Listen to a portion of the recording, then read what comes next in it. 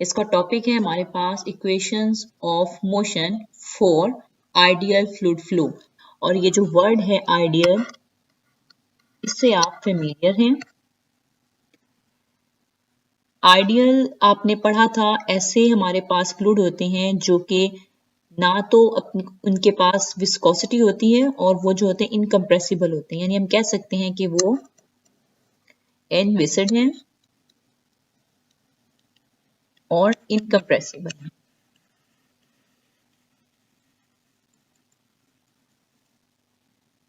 यानी कि इनकी जो विस्कोसिटी है वो जीरो होती है और जो इसमें हमारे पास वॉल्यूम में चेंज होता है वो जीरो होता है। ठीक है, यानी उसके ऊपर हम टेम्परेचर या प्रेशर कोई चेंज करें तो उसका वॉल्यूम जो है वो चेंज नहीं होता, उसकी जो डेंसिटी है वो चेंज नहीं होती। नेक्स्ट, अब हमने इस चैप्टर के अंदर पढ़ना है आइडियल फ्लूइड्स के फ्लो को और फिर हम उनके लिए ड्राइव करेंगे इक्वेशंस।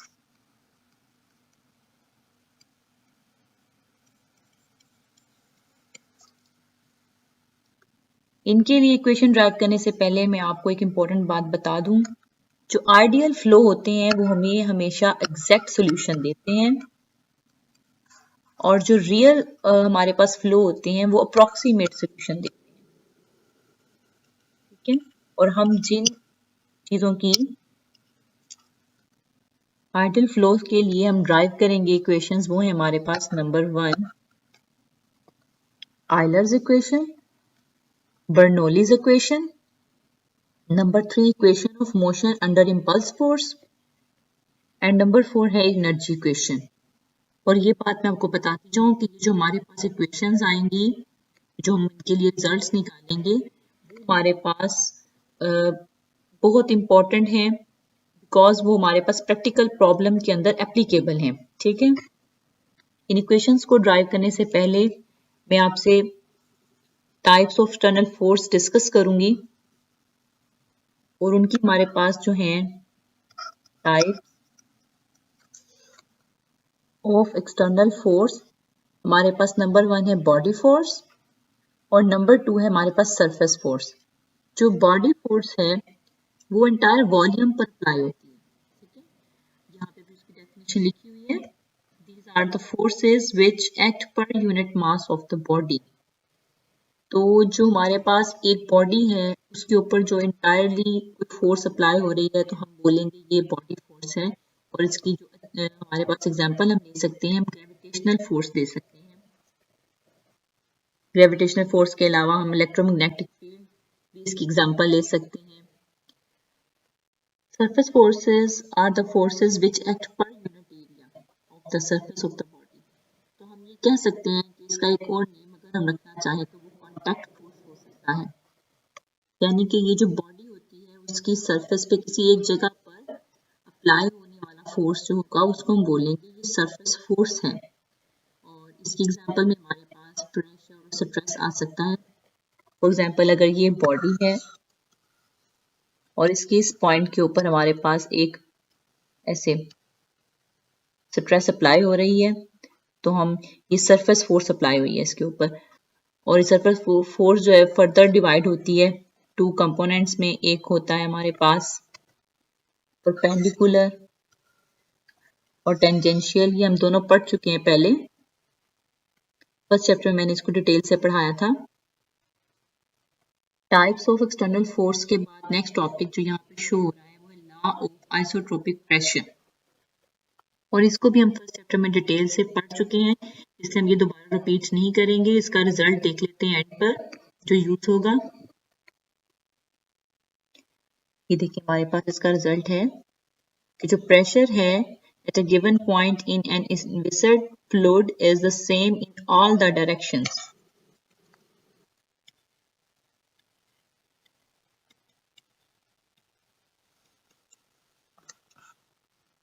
और ये जो लॉ है ये भी सिर्फ आइडियल फ्लूइड पर ही अप्लाई होगा, विस्कस फ्लूइड्स पर ये लॉ भी अप्लाई नहीं होता। ठीक है, नेक्स्ट टॉपिक है हमारे पास rate of change of linear momentum. और इसके रेट ऑफ चेंज को पढ़ने से पहले आपको पता होना चाहिए कि मोमेंटम क्या है, इससे भी आप पहले से ही फेमिलियर हैं। हमारे पास जो है ये this is product of mass and velocity. अगर मैं रिप्रेजेंट करूं कि जो हमारे पास मोमेंटम है, फॉर एग्जांपल वो m है, तो ये हमारे पास प्रोडक्ट होगी मास की और वेलोसिटी की, ठीक है। तो अब हम जो है एक आर्बिट्रेरी क्लोज सरफेस ले लेते हैं और इस सरफेस को मैं कहती हूँ ये S है। इसको जो हमने इसके अंदर का तमाम तर वॉल्यूम लिया है उसे मैं टा से प्रेजेंट करती हूँ और इसकी डेंसिटी जो है वो मैं रो से डिनोट कर रही हूँ, ठीक है।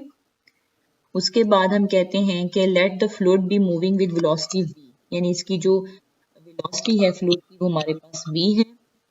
Let s be moving with the fluid so that s contains the same number of fluid particles at any time t। अब हम इस क्लोज सरफेस के अंदर एक छोटा पार्टिकल ले लेते हैं और इसको मैं p का नेम देती हूँ पार्टिकल को, और जो इसका वॉल्यूम है उसको मैं d से शो करती हूँ। इसके वॉल्यूम को, पार्टिकल p के वॉल्यूम को हम d से प्रेजेंट करते हैं। फर्दर ये कि आप और मैं जानते हैं कि कंजर्वेशन ऑफ मास क्या है, ठीक है। तो उसी को फॉलो करते हुए हम जो हमारा मास होगा फ्लूइड पार्टिकल का वो चेंज नहीं होगा, ठीक है। तो फिर मैथमेटिकली मैं ये कह सकती हूँ कि जो हमारे पास मास है m जो इक्वल है रो d टा के, यानी इस पार्टिकल का जो मास है, ठीक है, रो d टा, उसका अगर हम रेट ऑफ चेंज लें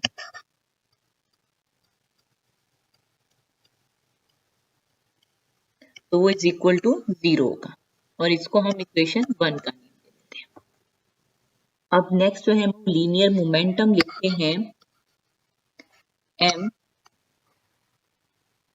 वॉल्यूम टा बॉडी के लिए एट टाइम t के ऊपर, तो वो हमारे पास आ जाएगा इक्वल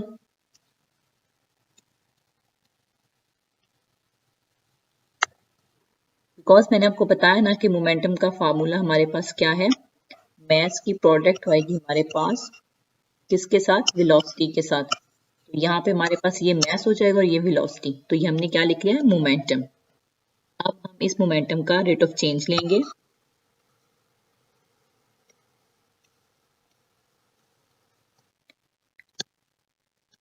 जो इसके इक्वल है, और अब हम इसको फर्दर डेरिवेटिव को अंदर अप्लाई कर देंगे। वन टाइम हम इसको अप्लाई करेंगे वेलोसिटी के ऊपर और सेकेंड टाइम हम इसको अप्लाई करेंगे रो डीटा पर, ठीक है। एक्सप्रेशन कुछ यूं चेंज हो जाएगा।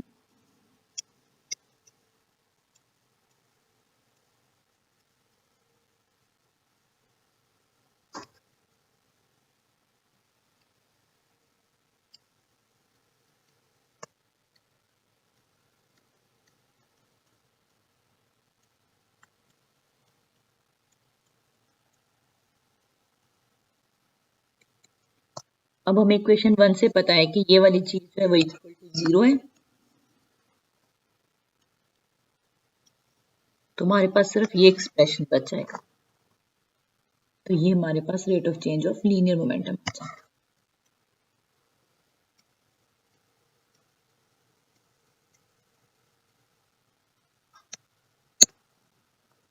अब हमारा नेक्स्ट टॉपिक है आयलर्स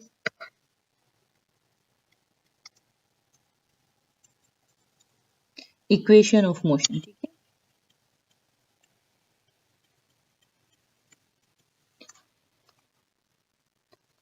एक तो मैं इसकी इक्वेशन ड्राइव करूंगी और सेकंड मैं आपसे ये डिस्कस करूंगी कि हम इस इक्वेशन को का क्या पर्पस है, ठीक है, क्या बेनिफिट है आयलर्स इक्वेशन का। बेसिकली आयलर एक मैथमेटिशियन था जिसने फ्लूइड की मोशन को समझने के लिए एक इक्वेशन दी थी जिसको हम बोलते हैं Euler equation. As you know जो फ्लूइड है वो डिफरेंट पार्टिकल से मिलकर बना हुआ है और without any help of any equation हम इसकी मोशन को स्टडी अगर करेंगे तो वो कॉम्प्लिकेटेड हो जाएगा। तो फिर आयलर ने हमें जो है वेलोसिटी और डेंसिटी के ऊपर बेस एक इक्वेशन दी जिसकी वजह से हम फ्लूइड पार्टिकल्स के अंदर जो मोशन होता है उसको इजीली स्टडी कर सकते हैं। ठीक है, अब हम इसको स्टार्ट करते हैं।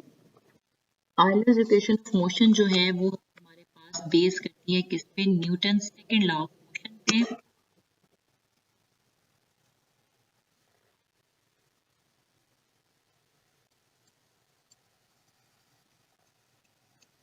और ये लॉ हमारे पास क्या है कि जो बॉडी है उसके ऊपर जो फोर्स एक्ट कर रही होती है वो इक्वल होती है rate of change of linear momentum के।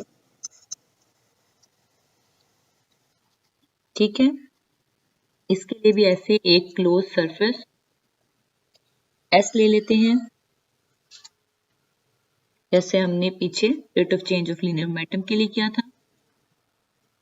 और इसका वॉल्यूम जो है वो, जो इसके अंदर फ्लूइड है उसका वॉल्यूम हम कहते हैं कि टार है, और उसकी डेंसिटी हमारे पास रो है, और उसका जो फ्लूइड है उसकी वेलोसिटी हमारे पास v है। और हम ये ज्यूम करते हैं कि जो ये s है ये फ्लूइड के साथ ही मूव कर रहा है। तो फिर क्या होगा ऐसा करने से, हमारे पास जो इसका मैस है वो अगेन कांस्टेंट रहेगा, यानी कि law of conservation of mass फिर से एप्लीकेबल होगा।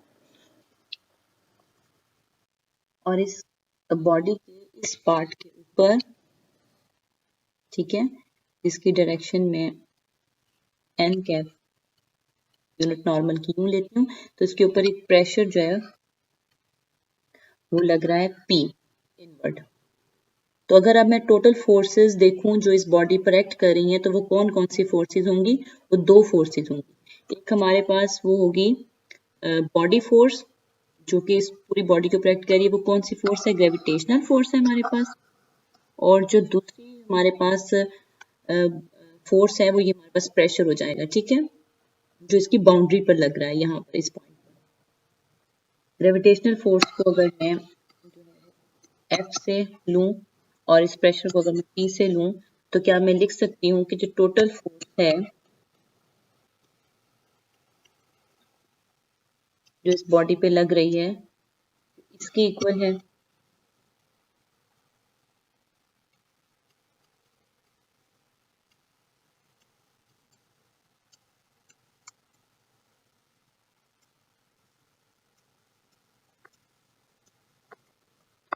ये हमारे पास जो है वो बॉडी फोर्स हो जाएगी और ये हमारे पास जो है वो सरफेस फोर्स हो जाएगी।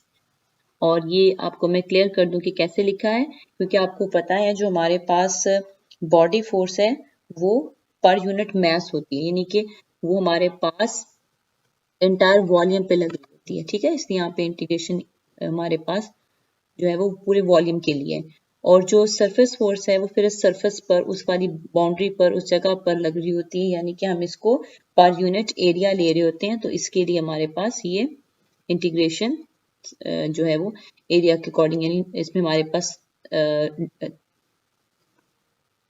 वॉल्यूम इंटीग्रेशन है और इसमें हमारे पास सरफेस इंटीग्रेशन है।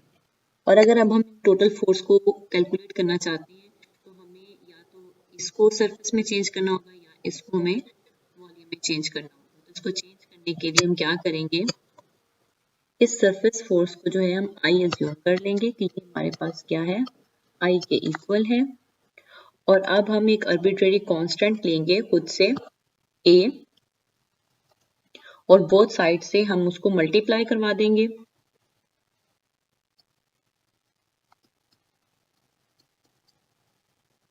ए क्योंकि आर्बिट्रेरी कांस्टेंट है तो वो अंदर चला जाएगा इंटीग्रेशन के। और ये जो ए लिया है हमने आर्बिट्रेरी कांस्टेंट वेक्टर लिया है, सॉरी कांस्टेंट वेक्टर।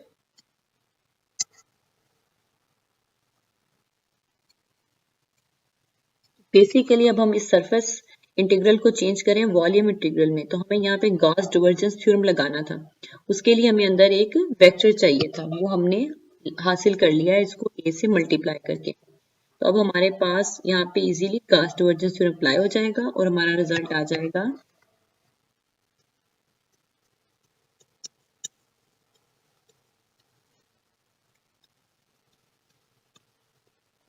अब जब हम डेल को अंदर अप्लाई करेंगे तो हमारे पास दो एक्सप्रेशन आएंगे। उनमें से एक एक्सप्रेशन इसलिए जीरो हो जाएगा क्योंकि ए जो है वो हमारे पास आर्बिट्रेरी कांस्टेंट है, तो जो हमारे पास डेल डॉट ए का रिजल्ट होगा वो 0 हो जाएगा। तो हमारे पास ए डॉट आई का आंसर ये आ जाएगा। जिस तरह से ए जो है वो अंदर गया था, इसी तरह से ए जो है वो बाहर आ जाएगा।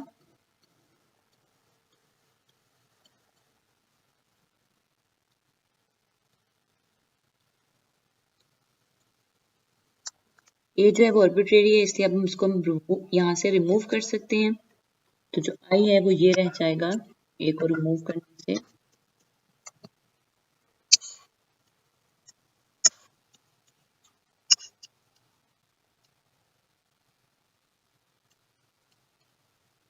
अब हमारे पास जो टोटल फोर्स बॉडी पे लग रही है वो आ जाएगी इसके इक्वल।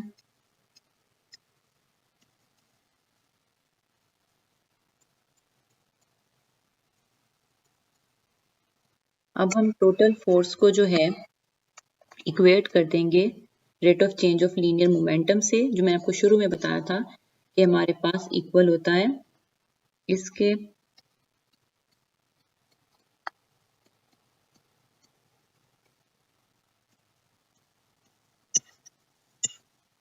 और Newton second law of motion क्या कहता है कि फोर्स जो बॉडी पे एक्ट कर रही है वो rate of change of linear momentum के इक्वल है। तो फिर इट्स मीन कि हम इसको और इसको आपस में इक्वेट कर सकते हैं। तो ये हमारे पास आ जाएगा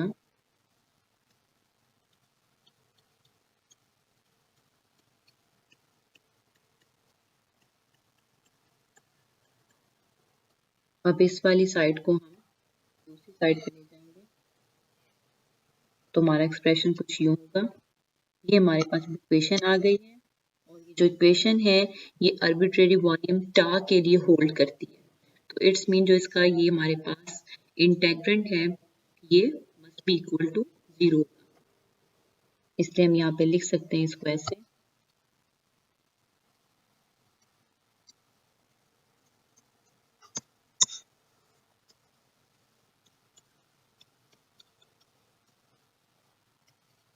कि ये चीज हमारे पास इक्वल टू 0 आ गई। इस एक्सप्रेशन को मैं ऐसे लिखूंगी,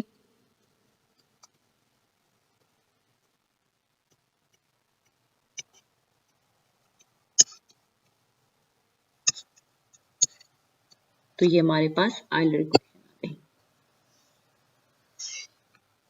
और इस एक्सप्रेशन जो मैंने ये निकाला है आयलर्स इक्वेशन, इसके लिए मैं बता दूं कि ये बोथ फ्लोज यानी इनकम्प्रेसिबल हो या चाहे कंप्रेसिबल हो, दोनों के लिए जो है ये वैलिड है। कुछ लोग जो है वो इस इक्वेशन को दूसरे मेथड से भी ड्राइव करते हैं, लेकिन मैं जो है यही मेथड अडॉप्ट करती हूँ। तो आप भी यही मेथड चूज करें, ये ज़्यादा बेस्ट है बिकॉज ये मेथड शॉर्ट है। अदरवाइज दूसरा मेथड भी चूज किया जा सकता है।